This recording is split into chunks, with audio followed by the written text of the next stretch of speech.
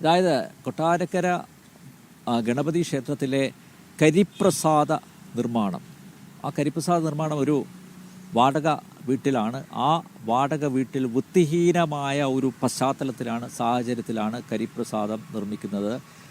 ഈ കരിപ്രസാദമൊക്കെ കണ്ടെത്തിയിരുന്നത് ഒഴിഞ്ഞ മദ്യക്കുപ്പികൾക്ക് ഇടയിലാണ്. അപ്പം നോക്കൂ, നമ്മുടെ ആചാരങ്ങളോട്, നമ്മുടെ അനുഷ്ഠാനങ്ങളോട് എത്രമാത്രം അലംഭാവമാണ് കാണിക്കുന്നത്. എന്തുകൊണ്ടാണ് ഇത് സംഭവിക്കുന്നത്? ഈ ദേവസ്വത്തിൽ അവിശ്വാസികൾ കടന്ന് കൂടുന്നു എന്നുള്ളതാണ്. ഈശ്വര വിശ്വാസികളില്ല, അവർ വിപ്ലവം പറഞ്ഞുകൊണ്ടിരിക്കുകയാണ്. അപ്പോൾ അതിൻ്റെ ഒരു ദുരന്ത ഫലമാണ് അനുഭവിക്കുന്നത്. അത് ഹൈന്ദവ ജനത തിരിച്ചറിയുന്നുണ്ടോ എന്നുള്ളതാണ്. ഞാൻ കൂടുതൽ പറയുന്നില്ല, മനോജിലേക്ക് പോവുകയാണ്. മനോജ്, എന്തായാലും ഇന്ന് ദേവസ്വം വിജിലൻസ് പരിശോധിക്കുമെന്നാണ് അറിയുന്നത്. മാത്രമല്ല, ഇതിൽ ഹൈന്ദവ സംഘടനകളുടെ പ്രതിഷേധം അലയടിക്കുകയാണോ? എന്താണ് വിശദാംശങ്ങൾ മനോജ്?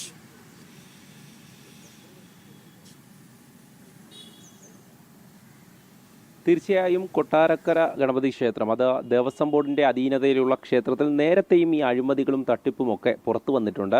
എന്നാലും ഇത്രയധികം ഗുരുതരമായ സംഭവം, അതായത് ക്ഷേത്രത്തിലെ പ്രധാന പ്രസാദമായി നൽകുന്ന കരിപ്രസാദം അടക്കം ഒരു വൃത്തിഹീനമായിട്ടുള്ള സാഹചര്യത്തിൽ നിന്നും കണ്ടെടുക്കുന്ന കാഴ്ചയാണ്. അതായത് ദൃശ്യസഹിതമാണ് നമ്മൾ കഴിഞ്ഞ ദിവസം കണ്ടത്. ഈ സംഭവവുമായി ബന്ധപ്പെട്ട് ദേവസ്വം കമ്മീഷണർ സമർപ്പിച്ച റിപ്പോർട്ടിൻ്റെ അടിസ്ഥാനത്തിൽ ദേവസ്വം വിജിലൻസ് പരിശോധന നടത്തുമെന്നാണ് അറിയിച്ചിട്ടുള്ളത്.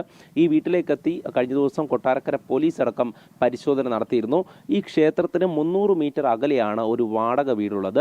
വളരെയധികം വൃത്തിഹീനമായി കിടക്കുന്ന ഈ ശുചിമുറിക്ക് അരികിലാണ് ഇത്തരത്തിലുള്ള ചന്ദനവും ഭസ്മവും കരിപ്രസാദവും അടക്കമുണ്ടായിരുന്നത്. അതോടൊപ്പം തന്നെ ക്ഷേത്രത്തിൽ ലഭിക്കുന്ന നെയ്യും എണ്ണയും തിരിയുമൊക്കെ ഈ വീട്ടിലുണ്ടായിരുന്നു. അതിനിടയ്ക്കാണ് ഈ മദ്യക്കുപ്പികൾ അടക്കമുണ്ടായിരുന്നത്. ഏതോ അന്യസംസ്ഥാന തൊഴിലാളികളും അതോടൊപ്പം തന്നെ മറ്റുള്ളവരുമൊക്കെ ചേർന്നുകൊണ്ടാണ് ഇവിടെ ഈ നിർമ്മാണ പ്രവർത്തനങ്ങളിൽ ഏർപ്പെട്ടിരുന്നതെന്നാണ് ലഭിക്കുന്ന വിവരം. മേൽശാന്തിയാണ് ഈ വീട് വാടകയ്ക്ക് എടുത്തിരിക്കുന്നതെന്നുള്ള വിവരവും വരുന്നുണ്ട്. അതിനൊക്കെ തന്നെ കൃത്യമായിട്ടുള്ള സ്ഥിരീകരണം വരേണ്ടതുണ്ട്. വിജിലൻസ് അന്വേഷിക്കുമെന്നാണ് ദേവസ്വം അധികൃതർ അറിയിച്ചിട്ടുള്ളത്. പക്ഷേ മറ്റൊരു കാര്യം, ഇത്തരത്തിൽ പുറത്തു നിന്നും കൊണ്ടുവരുന്ന കരിപ്രസാദമായാലും ചന്ദനമായാലും അത് എവിടെ നിന്ന് എത്തുന്നു എന്നുള്ളത് കൃത്യമായും ദേവസ്വം അധികൃതർ അറിഞ്ഞിരിക്കേണ്ടത് തന്നെയാണ്. ആ ക്ഷേത്രത്തിനുള്ളിലേക്ക് പുറത്തു നിന്ന് പ്രസാദം നിരന്തരമായി എത്തിക്കൊണ്ടിരിക്കുന്നെങ്കിൽ അത് എത്ര കാലമായി എത്തുന്നുവെന്ന് പോലും അവിടെയുള്ള ദേവസ്വം അധികൃതർക്ക് അറിയില്ല. അവിടെയുള്ള ഭക്തജനങ്ങളൊക്കെ ആരോപിക്കുന്നത് ഈ അധികൃതരുടെ അറിവോടുകൂടി തന്നെയാണ് ഇങ്ങനെ സംഭവം നടന്നു വന്നിരുന്നത് എന്നുള്ളതാണ്. എന്തായാലും ശക്തമായിട്ടുള്ള നടപടിയാണ് വിശ്വാസികളൊക്കെ ആവശ്യപ്പെടുന്നത്. കഴിഞ്ഞ ദിവസവും നാമജപ യാത്ര സംഘടിപ്പിച്ചിരുന്നു. ഈ ഭക്തജനങ്ങളാണ് അവിടേക്ക് വീട്ടിലേക്ക് എത്തുന്നത്. വീട്ടിലേക്ക് എത്തുമ്പോൾ 2 പേർ അവിടെ നിന്നും ഓടി രക്ഷപ്പെടുന്നുണ്ടായിരുന്നു എന്നുള്ള കാര്യം അവിടെ എത്തിയവർ പറഞ്ഞിരുന്നു. 2 മൊബൈൽ ഫോണുകൾ പോലീസിന് ലഭിച്ചിട്ടുണ്ട്. ഈ മുറി പൂട്ടിയ ശേഷമാണ് ഇവർ ഇറങ്ങി ഓടിയിട്ടുള്ളത്. ഈ മൊബൈൽ ഫോണുകൾ പോലീസ് കസ്റ്റഡിയിൽ എടുത്തിട്ടുണ്ട്.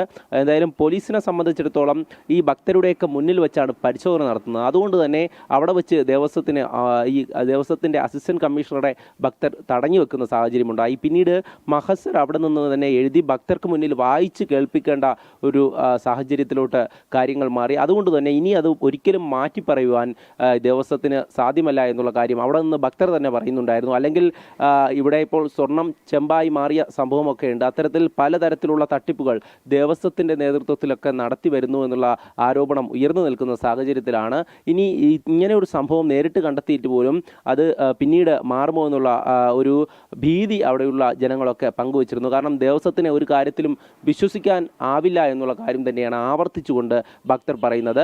അതുകൊണ്ട് തന്നെ അവിടെ വെച്ച് ആ മഹസർ എഴുതി വായിക്കുകയും എന്തൊക്കെയാണ് അവിടെ നിന്ന് ലഭിച്ചിട്ടുള്ളത് എന്നതിനെ പറ്റിയിട്ടുള്ള കൃത്യമായിട്ടുള്ള ധാരണ ഉണ്ടാക്കിയിട്ടുമാണ് അവിടെ നിന്നും മടങ്ങിയിട്ടുള്ളത്. പോലീസ് ആ വീട് സീൽ ചെയ്തിരിക്കുകയാണ്. ഇനി ദേവസ്വം വിജിലൻസിൻ്റെ പരിശോധനയ്ക്കാണ് ആ വീട് തുറക്കുക. എന്തായാലും ശക്തമായിട്ടുള്ള നടപടിയാണ് ആവശ്യപ്പെടുന്നത്. ദേവസ്വത്തിൻ്റെ അധീനതയിലുള്ള ക്ഷേത്രങ്ങളിൽ നടക്കുന്ന തട്ടിപ്പുകളും വെട്ടിപ്പുകളും ഒക്കെ ഓരോന്നായി പുറത്തു വരുന്ന സാഹചര്യത്തിലാണ് ഇങ്ങനെ ഒരു ഗുരുതരമായിട്ടുള്ള സംഭവം. അതായത് ഓരോ ഭക്തരും ഭക്തിയോടുകൂടി അവിടെ ദർശനം നടത്തി നെറ്റിയിൽ ചാർത്തുന്ന കരിപ്രസാദവും ചന്ദനവും ഒക്കെയാണ് ഇത്തരത്തിൽ അവിടെ നിർമ്മിച്ച് എത്തിച്ചിരിക്കുന്നത്. സാധാരണയായി ഗണപതി ഹോമത്തിന് ശേഷമാണ് ഈ ദർഭപുല്ലൊക്കെ കരിച്ച് അത് ചാലിച്ചാണ് ഈ കരിപ്രസാദം ഉണ്ടാക്കുന്നത്.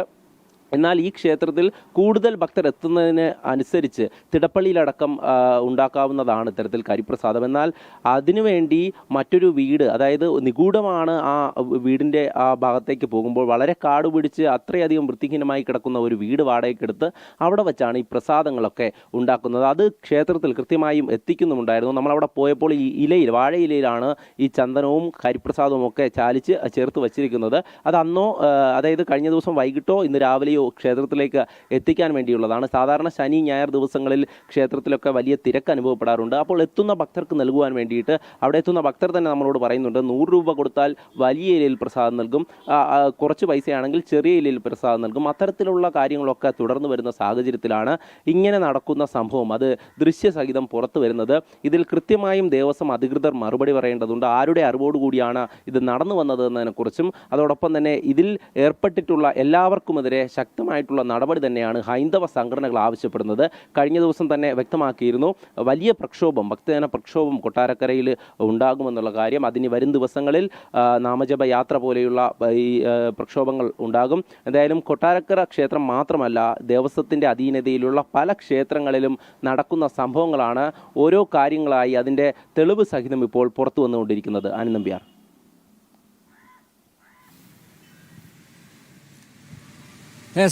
മനോജനും പ്രത്യേക അഭിനന്ദനം നേരുകയാണ്.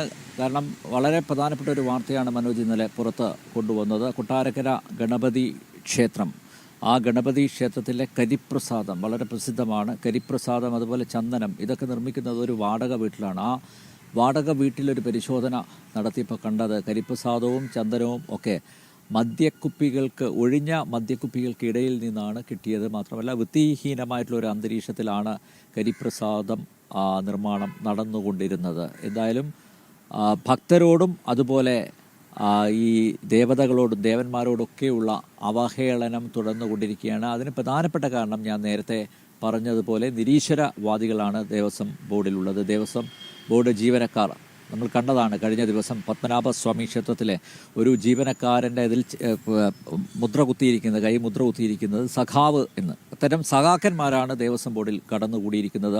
അതുകൊണ്ട് തന്നെയാണ് കരിപ്രസാദ നിർമ്മാണം അതുപോലെ ചന്ദനം ഒക്കെ നമുക്ക് ഒഴിഞ്ഞ മദ്യകുപ്പികൾക്കിടയിൽ നിന്ന് കണ്ടെത്തുന്നത്. ഈ ദുരവസ്ഥയ്ക്ക് ഒരു അറുതി ഉണ്ടാവേണ്ടിയിരിക്കുന്നു. അതിന് ഹൈന്ദവ സംഘടനകൾ ഉണർന്ന് പ്രവർത്തിക്കേണ്ടിയിരിക്കുന്നു. പ്രതിഷേധം ആളിക്കത്തുകയാണ്.